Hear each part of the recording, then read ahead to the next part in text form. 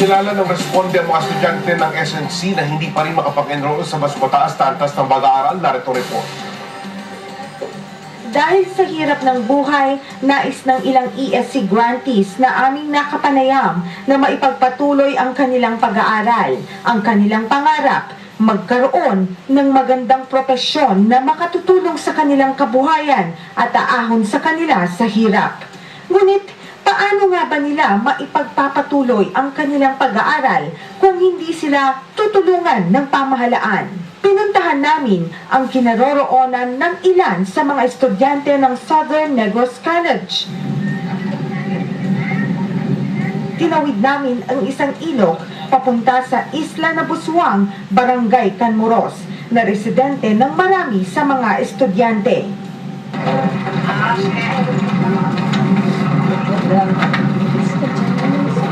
At dahil bakasyon noon, ay napagtutuunan ng mga estudyante ang paghahanap buhay, ang pagtulong sa kanilang mga magulang, katulad na lang ng mga bangkerong naghatid sa amin sa kabilang isla. Mga estudyante rin sila ng SNC. Ilan lamang sila sa mga namomroblema kung makapagpapatuloy pa ba sila sa pag-aaral. Katulad din ni Juvie Sarasa, nag-graduate bilang salutatorian sa Southern Negros College. Ayaw ibigay ng naturang paaralan ang kanyang credentials, kaya hindi siya makapag-enroll sa kolehiyo. Problema din niya kung saan siya kukuha ng tuition fee. Pag walang FAPI, hindi namin makuha yung tuition fee namin, tapos di pa kami makakapag-enroll kasi wala kaming card. Di namin makukuha.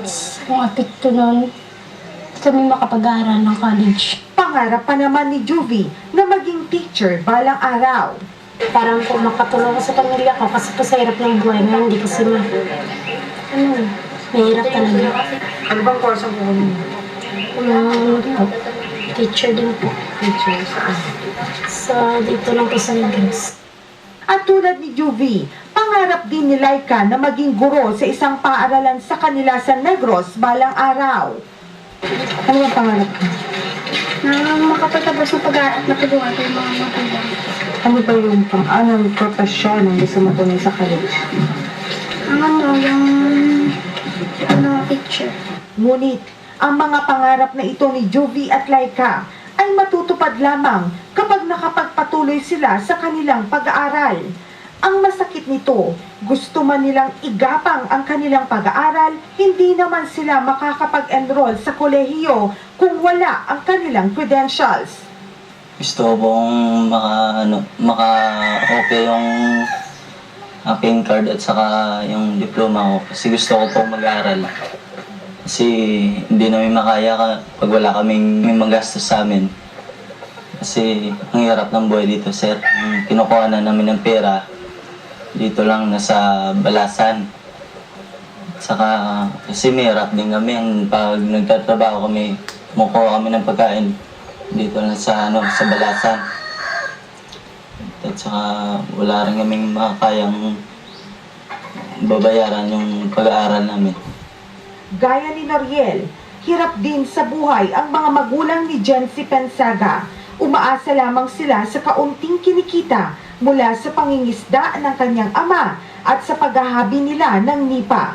Ang kahirapang nararanasan ang naistakasan ng mga kabataang katulad ni Juvie, Laika, Noriel at Jency. Umaasa sila na kapag nakatapos ng pag-aaral ay makakasumpong sila ng trabaho na makatutulong upang maiangat ang kabuhayan ng kanilang pamilya.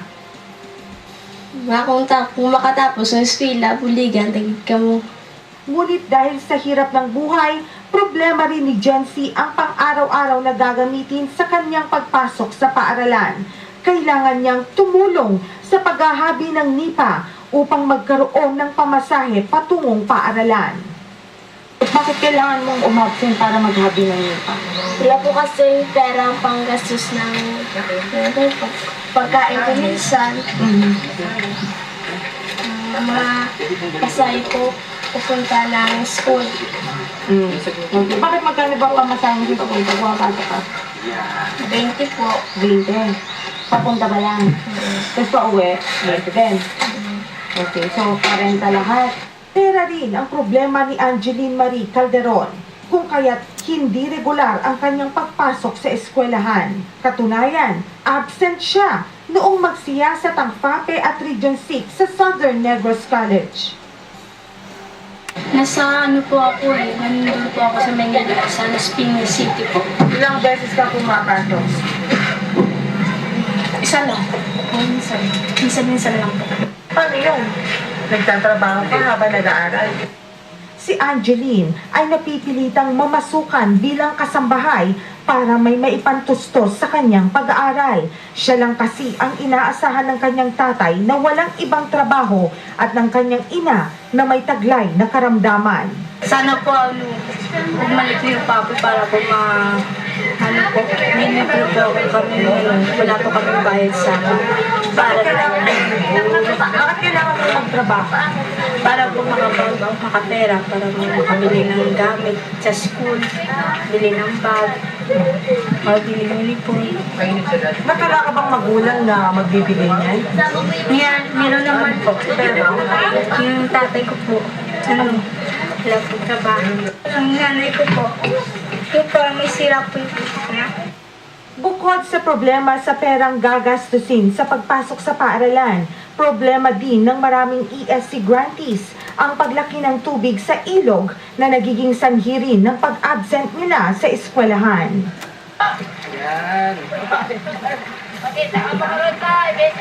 Sa likuran ko ay matatagpuan ang isla na Busuang. Dito nakatira ang iba sa mga estudyante ng Southern Negros College. Araw-araw, binabagtas, dinadaanan ng mga estudyante ang tulay na ito.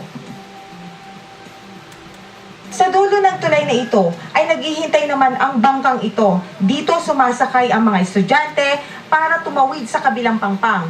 2 piso ang pamasahe sa bangkang ito. Ako si Rachel Dionedo, ang inyong koresponde. Ilang linggo na lamang mula ngayon magbubukas na pasukan para sa school year 2013-2014. May pag-asa pa bang makapag-enroll ang mga ESC grantees ng Southern Negros College? Yan ang sasagutin sa akin ng Department of Education at ng Fund for Assistance to Private Education o FAPE sa Lunes. Tutukan din ang sinasabi ng SNC Management na muli katiwalian ng ilang DepEd officials. Sa Lunes na po yan, inipon na bayan. Sa pagbabalik na responde, alamin kung paano tinutulungan ng DSWD-NCR ang mga benepisyaryo ng Pantawid Pamilyang Pilipino Program para sila magkaroon ng pagkakitaan. Tulog naman po.